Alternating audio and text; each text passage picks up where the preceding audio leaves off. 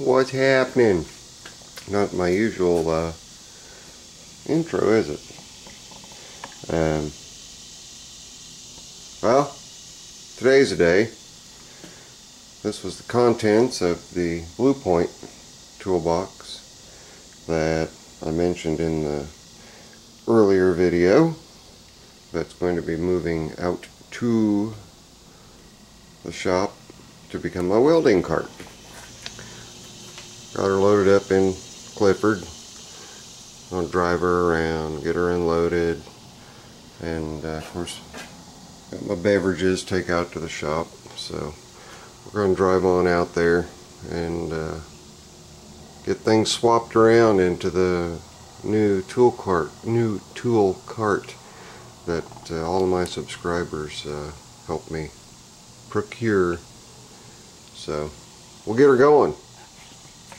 I'll be back. Well, we made it. We're at the shop, sitting next to old Blue.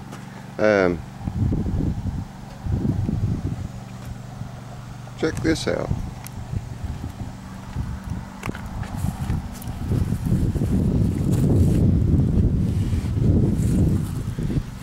Old, what I'm guessing is a carpenter's toolbox. Really neat, ornate cast iron handles on either side of it. Pretty nice, I think. Oh, look. I don't know if I've mentioned it. Zippo collects bottle openers, among other things. And where this box came from is a place called By the Pound here in my town. And if you want to talk about being able to get some really cool stuff on the cheap, or necessities on the cheap, that's the place to go. It's literally, you buy things by the pound. Well, this trunk weighed 18 pounds, and the guy said, I'm not going to charge you all that for that. Just give me $5. And I said, well, I've got these mason jar opener and bottle cap and bottle opener and corkscrew. I said, nah, just $5 fine. So just another one of those deals. This is going to become my kindling box. It'll go in my nice old house and take care of holding the kindling for starting fires by the wood stove. So anyway, but we made it out here. Time to get it unloaded, bring it in, just open the shop door. This is what it looks like when I walk in. Shh. Quiet. Nice and dark. But anyway, I'll get things unloaded. I'll start getting the tool carts switched around. Can't play the music on YouTube, not without permission. So anyway, yeah, we'll continue this video after we load that sucker. We'll see how I end up getting things set up on that. Still gonna have some stuff hanging on the outside just because it's stuff I grab frequently and oftentimes in a hurry and not needing to open the cart. So but anyway, I'll stop babbling for now. Got me some cardboard kindling. Styrofoam's the hardest thing in the world to get rid of. Anyway, I'll be back. Well, I was hanging up my new digs, my new bottle openers and jar openers and stuff, and figured I'd go ahead and give you guys a little looky-loo what's going on up here. It's kind of hard to see, but if you look right here, this piece of metal, that's a stamping from the factory and the different processes going through the presses to make the bottle openers and can openers. And then after they got done with that, these are the raw before they've been chromed, and then at the end is a chrome one. So that's just kind of neat. I'm a Coca-Cola bottle opener holding it. I think it's a Dale Earnhardt bottle we got there. Let's see. Yep. Number 3 Dale Earnhardt. And just some of your run-of-the-mill can openers and bottle openers, some unusual ones. This one's all copper. I just picked that one up. Got one here. But just if I see a different one, or it doesn't even necessarily have to be a different one, I'll grab it. That hammer up there has a bottle opener as the nail puller. So, but just a quick look. Back to business. Got to load these tool carts. Later. Okay, gang. She's empty. All emptied out. That's my T-handle Allen wrench block. Took all the liners, just flipped them over to a clean side. But she's all empty, ready to go out to the gorge.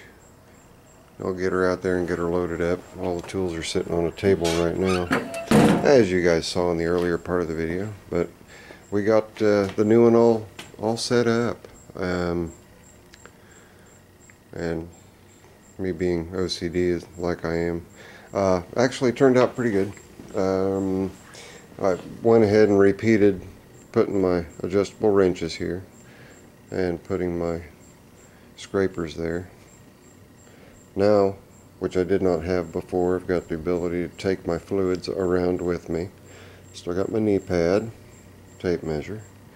And on the back, really all we've got, the magnet's just sitting there. That's where I had my speed wrench and my long extensions. They now fit comfortably in here. And got my just magnetic trays on the back. That's all that's on. That's it on the outside. Then over here, pushing it around, this thing's banging and knocking and banging and knocking, but you can hear now not banging and knocking. And how did I do that? Well, I got these wonderful little things called computer hard drive magnets, and they're just the bomb.